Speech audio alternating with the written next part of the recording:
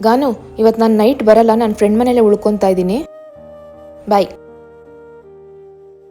ಏನು ಮಮ್ಮಿ ನಡುವೆ ಫ್ರೆಂಡ್ ಮನೆ ಅಂದ್ಕೊಂಡು ಮನೆಗೆ ಬರ್ತಿಲ್ವಲ್ಲ?